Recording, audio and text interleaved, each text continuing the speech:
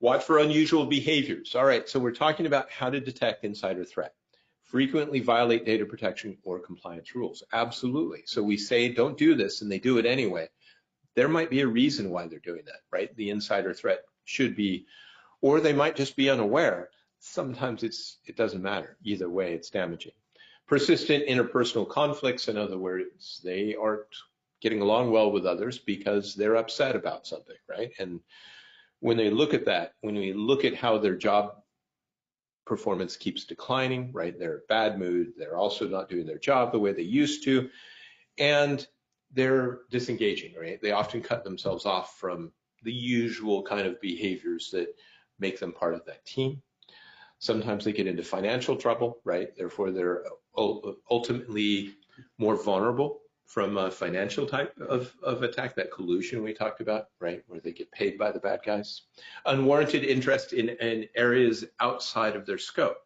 This we have seen, where you have folks who are in one job in one functional area trying to gain access that they don't really need, or for bad reasons, right? And sometimes when they don't show up for work, well, there's already all of these other flags as well. So these are just flags that we're looking for to understand, to prepare ourselves for what might come next, right? The insider threat. It might just be because their car broke down or something else, right? So it isn't, none of these is a clue, is a completely clear identifier. But when you do these in combination, several or all of them, then it becomes more and more clear. And so these are things to watch out for more than anything else. Talk about the red flags, right? When we really look at ways that they can hurt us, backdoors that enable access to data, right? So this happens for real. People leave doors open so that they could gain access after they've been removed from the organization. Anytime they're using remote access software, TeamViewer, AnyDesk, especially things like TeamViewer, which are actually a global thing. So we have to make sure that we're looking at it from the risk side.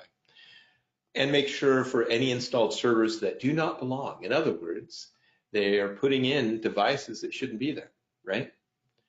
Change passwords, right? Oftentimes, if they're not required to do so, et cetera, or they're not following policy in that as well, especially about protecting those as well as changing them.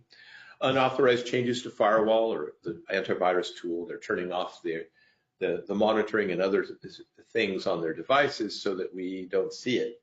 Well, the fact they're turning it off is a breach, right? It's literally affecting it. Malware, sometimes they go and search for it or find it or bring it in purposefully, right? Unauthorized installed software. So this could be more of a lack of awareness side or a lack of training, or because we don't have good policies telling them not to.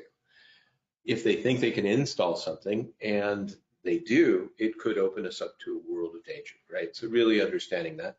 Attempts to access servers or devices with sensitive data when they shouldn't be, right? We really have to look out for those behaviors. Those are the big red flags. And what do you notice about these compared to if someone were to compromise your network and try to do these things? Well, they're all the same. Yeah, it's exactly what they would want to do. This is exactly why it's so hard to detect insider threats, right? It's hard to differentiate them in some cases from a compromised account to someone who's actively maliciously doing that thing, because they look the same. Yeah, and if we're not watching for it, we just won't see it.